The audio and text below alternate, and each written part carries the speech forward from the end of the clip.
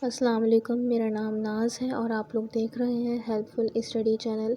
आज की इस वीडियो में हम लर्न करेंगे कुछ बेसिक चीज़ें जिसमें हम पढ़ेंगे objective case, nominative case and possessive cases. Video शुरू करने से पहले आपसे मेरी गुजारिश है कि चैनल पर अगर आप नए आए हैं तो मेरे चैनल को सब्सक्राइब और वीडियो को लाइक ज़रूर कीजिएगा, और अगर पसंद आए तो शेयर भी ज़रूर कर दीजिएगा। चलिए स्टार्ट करते हैं अपनी वीडियो को।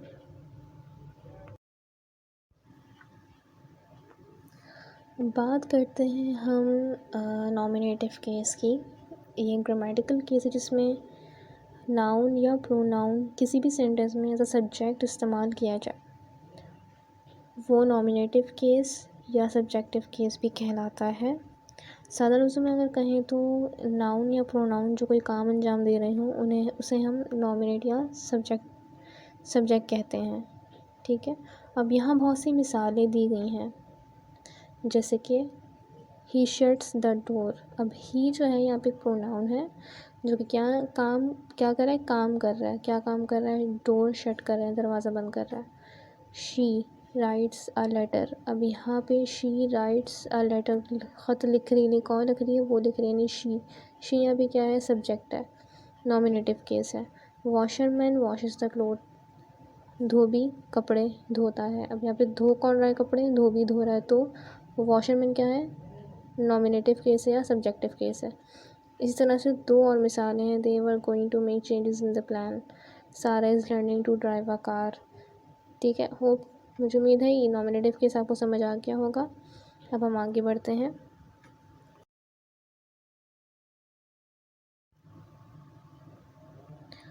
अब हम बात करते हैं ऑब्जेक्टिव केस के हवाले से।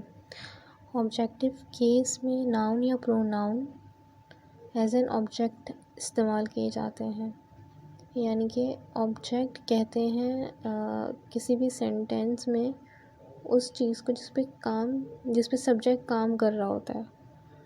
जैसे कि मिसाल के तौर पे यहाँ पे नाउन और प्रोनाउन जो है तीन ऑब्जेक्टिव स्टेट्स में पाए जाते हैं। जैसे मिसाल के तौर पे एक है डायरेक्ट ऑब्जेक्ट, दूसरा है इनडायरेक्ट ऑब्जेक्ट, तीसरा ऑब्जेक्ट ऑफ प्रीपोजिशन। इन तीनों को हम वन बाय वन डिस्कस करेंगे, लेकिन पहले हम डिस्कस करेंगे डायरेक्ट ऑब्जेक्ट। डायरेक्ट ऑब्जेक्ट क्या होता है? व्हेन अ नाउन और pronoun is existing as a direct object, for example the word on which the verb is acting upon it is referred to as direct object. यानी कि जिस पे verb काम कर रहा हो वो क्या है, डायरेक्ट ऑब्जेक्ट है। जैसे कि शी लाइक्स सूप, उसे पसंद है, क्या पसंद है, सूप पसंद है। सूप क्या है, डायरेक्ट ऑब्जेक्ट है या सिंपल ऑब्जेक्ट है। ठीक है, दे गो टू मार्केट, वो मार्केट जाते हैं। मार्केट क्या है, ऑब्जेक्ट है। अगर मैं सिंपली बोलूँ दे गो, अब कहाँ जाते हैं भाई, वो मार्केट जाते हैं। देन सारा प्लेस बैडमिंटन, मैं बैडमिंटन हटा देती हूँ, सारा प्लेज ओनली। ठीक है, अब सारा खेलती नहीं, क्या खेलती है, बैडमिंटन खेलती है। तो बैडमिंटन क्या है, यहाँ पे ऑब्जेक्ट है या डायरेक्ट ऑब्जेक्ट है। इसी तरह हम बात करते हैं इनडायरेक्ट ऑब्जेक्ट की।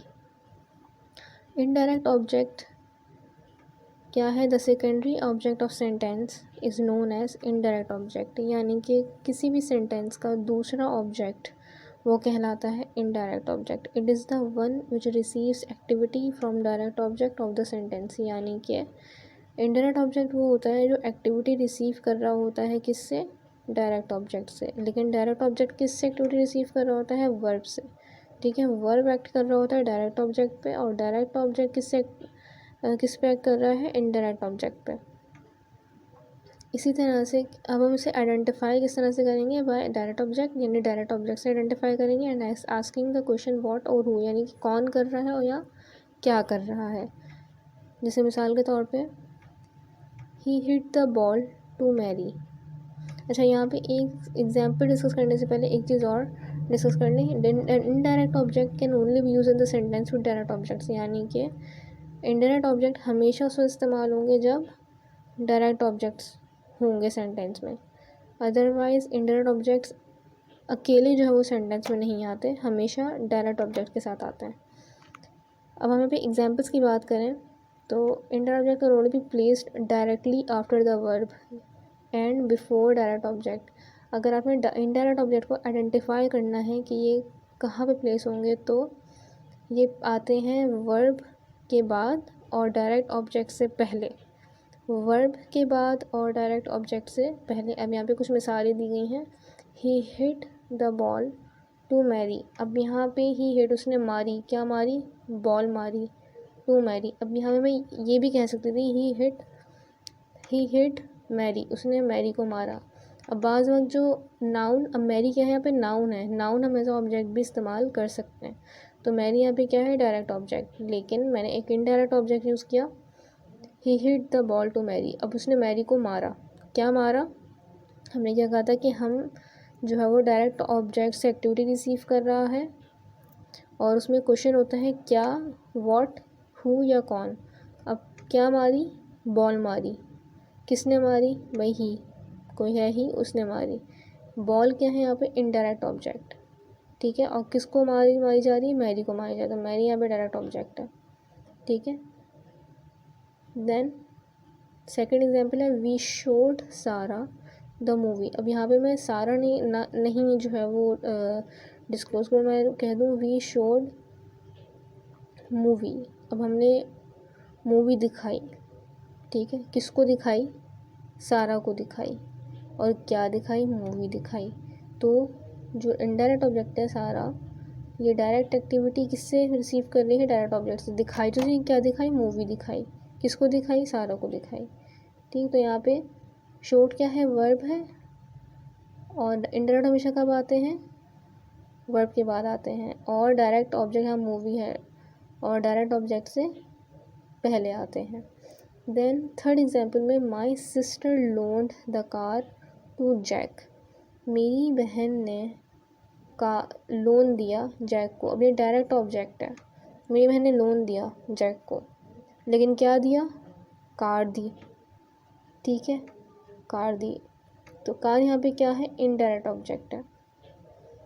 इस तरह indirect object can be either an individual noun और नाउन फ्रेज।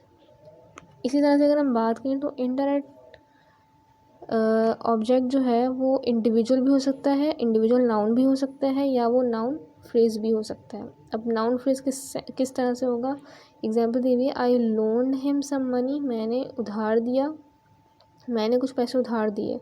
अब किसको दिए, हिम। यहाँ पे हिम क्या है, इनडायरेक्ट ऑब्जेक्ट है, पैसे दिए कुछ, लेकिन किसको दिए, किसी हिम को दिए उसने। देन अगर हम, ये है नाउन, इंडिविजुअल नाउन, यहाँ पे कोई फ्रेज नहीं है।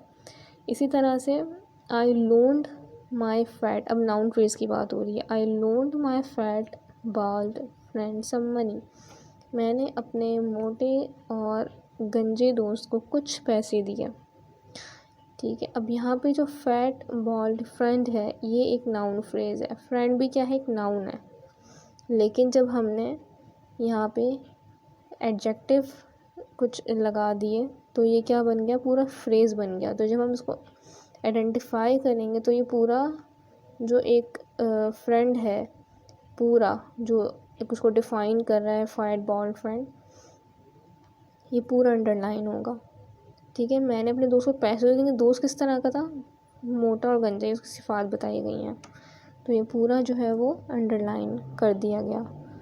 अब हम बात करते हैं ऑब्जेक्ट ऑफ प्रीपोजिशन की। ये क्या है, व्हेन अ नाउन और pronoun comes after a preposition, जब भी नाउन या प्रोनाउन आते हैं प्रीपोजिशन के बाद, वो क्या कहलाएंगे, ऑब्जेक्ट ऑफ प्रीपोजिशन, वो प्रीपोजिशन के ऑब्जेक्ट कहलाएंगे। जैसे मिसाल के तौर पे यहाँ पे है she is standing beside me. अब यहाँ पे मी क्या है, प्रोनाउन है जो कि एज एन ऑब्जेक्ट यहाँ पे इस्तेमाल किया हुआ है, और जो किसके बाद आ रहा है, प्रीपोजिशन के बाद आ रहा है। इसी तरह they are standing near the building, near क्या है, प्रीपोजिशन है, बिल्डिंग एक जो है ऑब्जेक्ट है।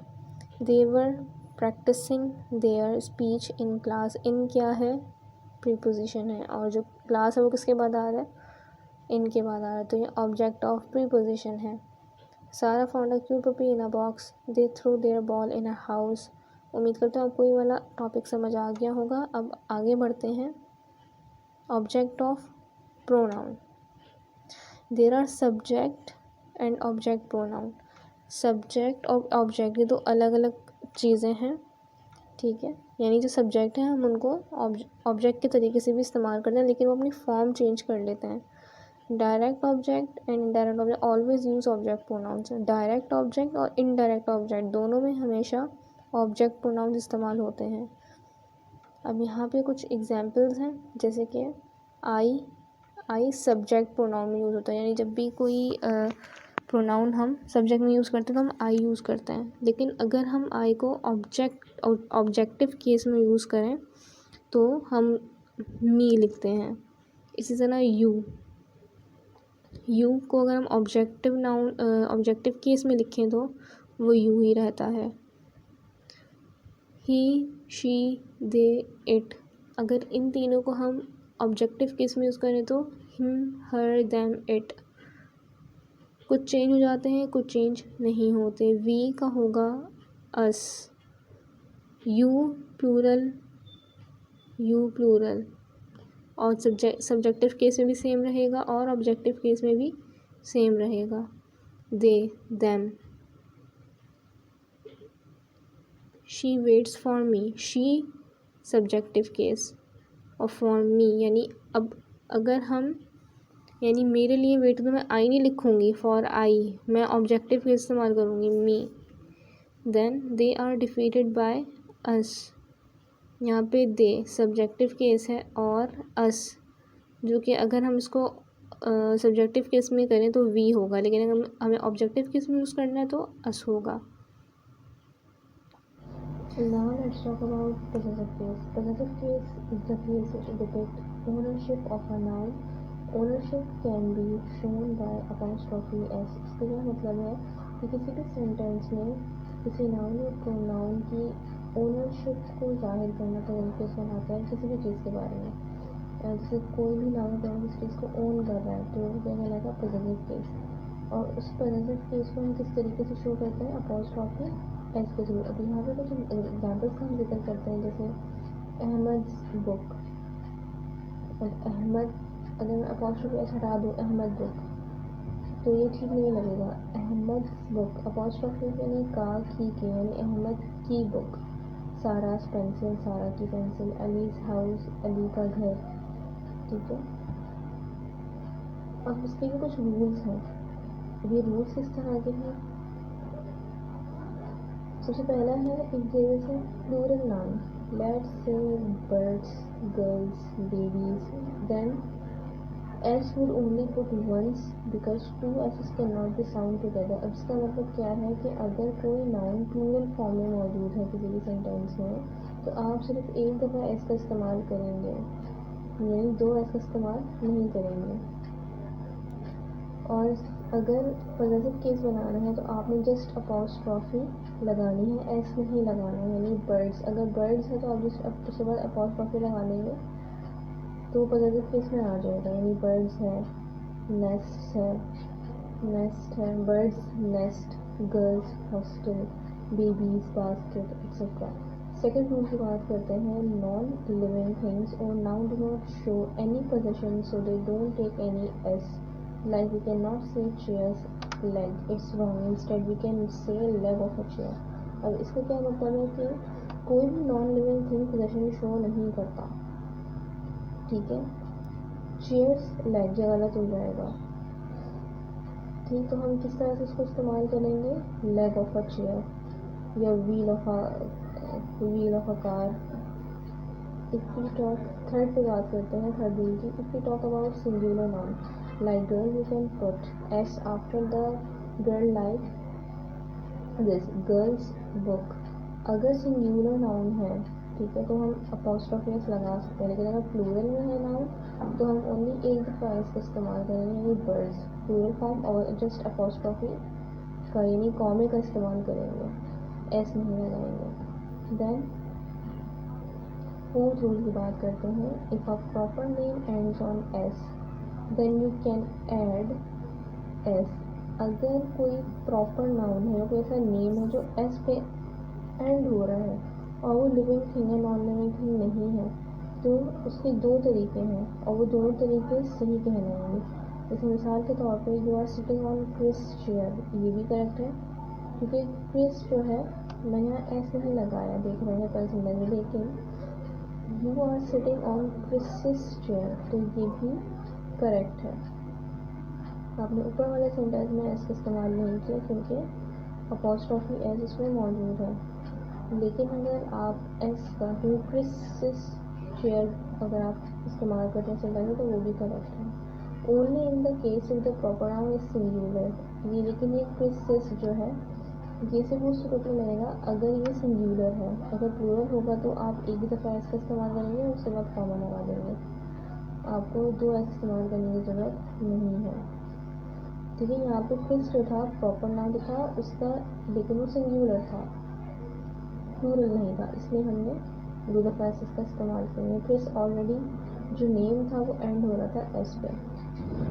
उम्मीद करती हूँ आपको ये वाला कॉन्सेप्ट समझ में आ गया होगा। अब फिफ्थ कॉन्सेप्ट की बात करते हैं, if there is a compound noun in a sentence who own same thing then the apostrophe S only added to the last noun. अब इसका क्या मतलब है कि अगर किसी भी सेंटेंस में दो नाउन या प्रोनाउन मौजूद हैं और वो दोनों एक ही चीज़ को ओन करते हैं तो और वो दोनों एक ही चीज़ को ओन करते हैं तो हम अपॉस्ट्रोफी एस जो सेकंड नाउन या प्रोनाउन होगा उसके साथ लगाएंगे, ना कि दोनों के साथ लगाएंगे। जैसे कि यहाँ पे एग्जाम्पल में मेंशन है, दिस इज सारा एंड ज़ारास मदर। अब मदर जो है वो सारा की भी है, ज़ारा की भी है, तो हमने दोनों में अपॉस्ट्रोफी एस नहीं लगाया, हमने किसमें लगाया, सिर्फ ज़ारा में लगाया, सारा एंड ज़ारास मदर, यानी कि सारा और ज़ारा की अम्मी है। Mary and Joe's house was so clean, Mary और जो का घर बहुत साफ सुथरा था, यानी कि घर तो था लेकिन मैरी और जो दोनों का था, तो हमने सिर्फ जो के साथ अपॉस्ट्रोफी एस लगाया। उम्मीद करते हैं कि आपको वीडियो अच्छी लगी होगी। इस वीडियो को लाइक, कमेंट और शेयर जरूर कीजिएगा।